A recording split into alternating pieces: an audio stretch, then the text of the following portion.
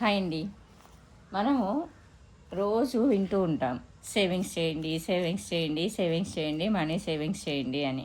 అసలుకి మనము కరెక్ట్ వేలో ఉన్నామా లేదా అని తెలియచెప్పే, అంటే మనీ విషయంలో మనము అందరిలాగానే ఉన్నామా, జాగ్రత్త లేకుండా, లేకపోతే కరెక్ట్గానే ఉన్నామా అని తెలియచెప్పేదే ఈ వీడియోనండి. ఈ వీడియోలో నేను ఒక 10 పాయింట్స్ చెప్తా. అందులో మీకు అట్లీస్ట్ 7 అయినా ఉంటే మీరు నిజంగానే మంచి ప్లానింగ్లో ఉన్నారు మనీ విషయంలో అనేది మీకు తెలుస్తుంది. అవి ఏంటేంటి అనేది నేను ఈ వీడియోలో చెప్తా. ఫస్ట్ ఆఫ్ ఆల్, ఒక బడ్జెట్ని తయారు చేస్తారు. ప్రతి మంత్ ఒక బడ్జెట్ అనేది తయారు చేస్తారు. ఎందుకు? ప్రతి నెల వచ్చే మన ఆదాయపు ఖర్చులను, అలానే ముందుగా మన ఆదాయం ఏంటి, సేవింగ్స్ ఏంటి, మనకి ఎంత వస్తుంది, మన ఖర్చులు ఏంటి అనేసి ముందుగానే ప్లాన్ చేసుకుంటారు.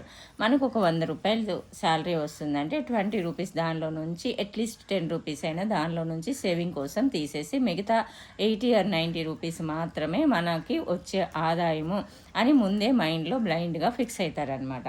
సో నెక్స్ట్ వన్ వచ్చేసి, ఏమైనా అప్పులు ఉంటే ఫస్ట్ ప్రయారిటీ మన ఖర్చులు, మన సేవింగ్స్ అని కాకుండా ఫస్ట్ ప్రయారిటీ ఆ అప్పులు తీర్చేయడానికి ముందుగా ప్లాన్ చేసుకుంటారు. ఈ నెలలో ఎంత అప్పు తీర్చాలి, ఇంకెంత మిగులుతుంది, ఎంత కట్టాలి, ఎన్ని నెలల్లో కట్టాలి, ఇంకేమైనా మనీ వస్తే కట్టేద్దామా వద్దా అనేది చూస్తూ ఉంటారనమాట.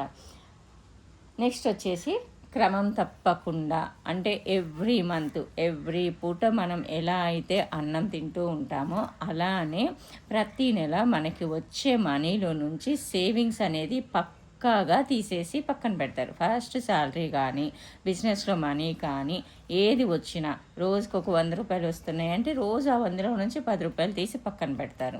అలానే రోజుకు ఒక 1000 రూపాయలు వస్తున్నాయి అంటే 1000లో నుంచి 1000, 100, 200 తీసి పక్కన పెడతారు.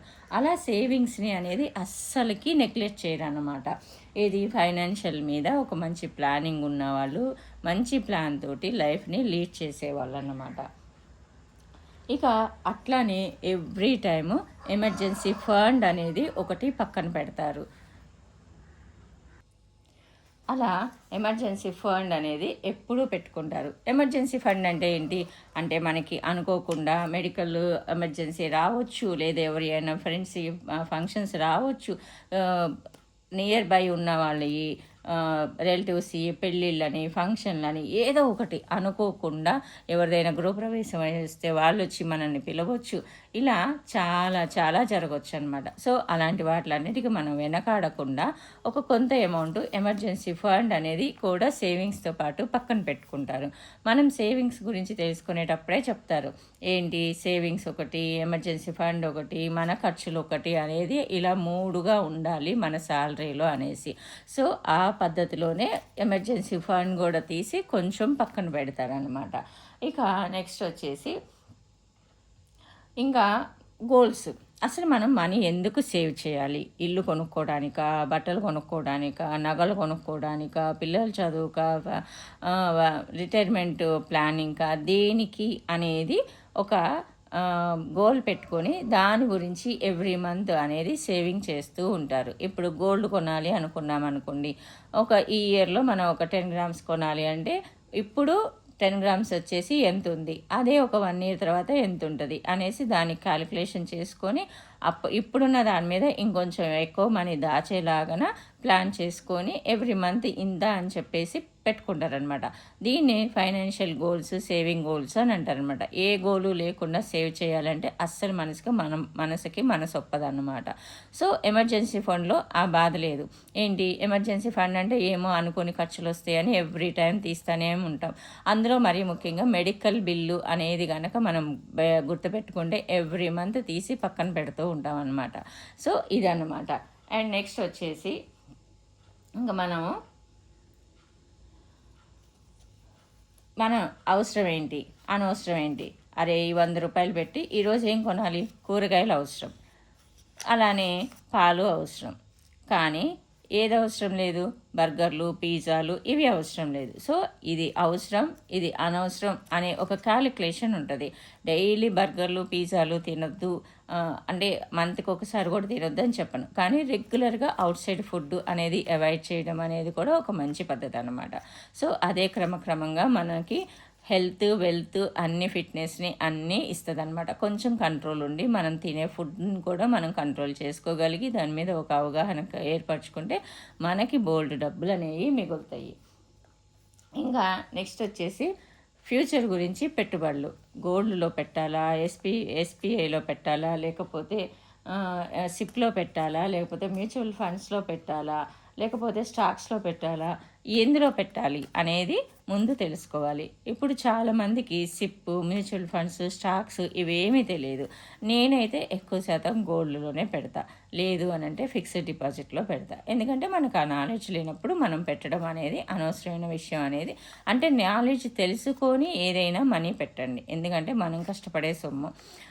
సో ఎవరెవరు సిప్లో, మ్యూచువల్ ఫండ్స్లో, స్టాక్స్లో పెట్టాలి అనేది నేను ఇంకో వీడియో చేసినప్పుడు అందులో చెప్తాను. ఇంకా ఇంకొకటి, మనకి ఒక 100 రూపాయలు లేదా ఒక 1000 రూపాయలు సంపాదన ఉంది అని అంటే 800 వరకే మనం ఖర్చు పెట్టడానికి, ఏది సేవింగ్స్ 20 రూపీస్ పోతాయి. ఇంక ఈ 800లోనే మనం అన్నీ మన మెయింటెనెన్స్ అంతా చేసుకోవాలన్నమాట. సో మనకి 1000 రూపాయలు వస్తున్నాయని 1000 రూపాయల ఖర్చు రాసుకోకూడదు, 800 వరకే మన ఖర్చులు రాసుకోవాలి. సో అలా మనము మన ఆదాయానికి తగ్గట్టుగా జీవించాలన్నమాట. ఇక నెక్స్ట్ వచ్చేసి క్రెడిట్ స్కోర్స్ చాలామందికి తెలియదు. ఒక రకంగా నాకు కూడా కొన్నాళ్ళ వరకు తెలియదు. అదేంటంటే మనం లోన్లు తీసుకున్నా, ఈఎంఐలు కట్టినా కానీ మన బ్యాంక్లో క్రెడిట్ స్కోరు అనేది పెరుగుతుంది. ఆ క్రెడిట్ స్కోరు పెంచుకోవడానికి అన్నట్టు ఈఎంఐలు అస్సలు తీసుకోవద్దు. ఎంత అయినా సరే అప్పు లేకుండా బ్రతకడం అనేది చాలా ఉత్తమం నన్ను అడిగితే. మన దగ్గర డబ్బు ఉంటేనే ఏదైనా కొనుక్కోవాలి. అసలుకి బ్యాంక్ వాళ్ళు అప్పులు తీసుకొని తీర్చే వాళ్ళకి క్రెడిట్ స్కోర్లు పెంచడం ఏందో నాకైతే ఈ విషయం అస్సలుగా అర్థం కాదబ్బా. ఇక నెక్స్ట్ వచ్చేసి రోజు డబ్బుల గురించి, పెట్టుబడుల గురించి, సేవింగ్స్ గురించి, లేకపోతే ఎందులో మన రూపాయి పెడితే రూపాయి 10 పైసలన్నా, రూపాయి 20 పైసలైనా వస్తుందో అది మనము దాని గురించి తెలుసుకోవడానికి బుక్స్ కానీ, వీడియోస్ కానీ, ఏదైనా కానీ ఎవ్రీ టైం సెర్చ్ చేస్తూ ఉంటారు, నేర్చుకుంటూ ఉంటారు. చూసారా, వాళ్ళు కూడా ఫైనాన్షియల్గా ఒక మంచి నాలెడ్జ్ కలిగి ఉన్నారు అని అనుకోవచ్చు. ఇలా మనము కనుక ఉంటే కనుక ఈ 10 అలవాట్లు అట్లీస్ట్ 7 or 8, 6 or 7 ఉన్నా కానీ చాలా మంచి ప్లానింగ్లో ఉన్నట్టే లెక్క. లేదు ఇంతకంటే తక్కువ అలవాట్లే మనకు ఉన్నాయి, 1, 2, 3 ఉన్నాయి అనుకుంటే కనుక పర్వాలేదు, మెల్లిమెల్లిగా ఈ రోజు నుంచి అయినా కానీ మీరు ఒక్కొక్కటి ఇంప్రూవ్ చేసుకుంటూ ఉంటే కొన్ని రోజులకి ఏంటంటే మన ఆర్థిక పరిస్థితి మెరుగుపడి మనం కూడా ఒక మంచి లైఫ్ని పీస్ ఆఫ్ మైండ్ తోటి మన లైఫ్ని లీడ్ చేయడానికి కుదిరిద్ది అన్నమాట. ఓకేనా? ఎదుటి వాళ్ళు కారు కొనుక్కున్నారు, మనం కూడా కారు కొనుక్కోవాలి అని అస్సలు అనుకోవద్దు. ఎందుకంటే మన బడ్జెట్ ఎంత, మన సంపాదన ఎంత, ఒకటే ఆలోచించండి. బంగారం కొంటే దాన్ని ఎక్స్చేంజ్ చేస్తే అట్లీస్ట్ బంగారం కొన్న రేట్ అయినా తిరిగి వచ్చిద్దేమో, కానీ కారును కొంటే మాత్రం నెక్స్ట్ డే ఎత్తుకెళ్ళి షోరూంలో అమ్మేశారు అని అంటే దానికి ½ ఆఫ్ ది రేట్ పడిపోయింది. సో మీరు ఏది మన దగ్గర ఆదాయం కోట్లు సంపాదించే వాళ్ళు ఎన్ని కార్లన్నా కొనుక్కొని, మనకేం పెద్ద ప్రాబ్లం లేదు. కానీ మనది లక్షల్లోనూ వేలల్లోనూ శాలరీ ఉంటే మనం ముందు ఎదగడానికి మన చిన్న స్టెప్స్ ఒక్కొక్కటి ఎక్కుతూ పైకి వెళ్ళాలి. కానీ ఒకటేసారి వెళ్ళిపోయి కొండ మీద కూర్చోవాలని మాత్రం అనుకోవద్దు. ఓకేనా?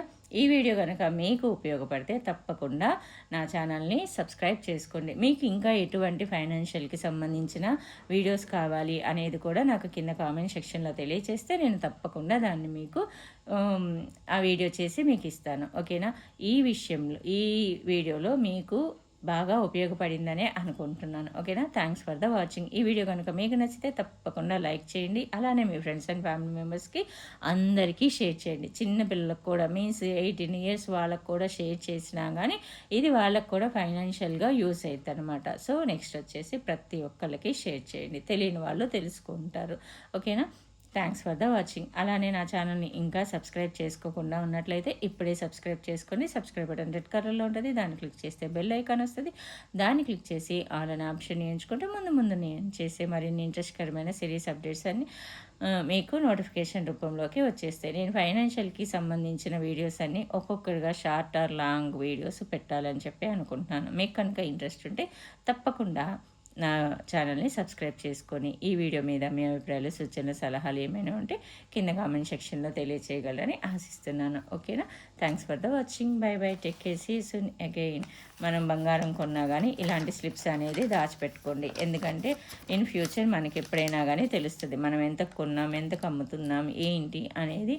ఇలాంటి బిల్స్ కూడా చాలా ఉపయోగపడతాయి. అలానే కరెంటు బిల్లులు కట్టిన ఏ అయినా కానీ సరే బిల్స్ అనేవి చాలా వరకు జాగ్రత్తగా దాచుకోండి. ఓకేనా?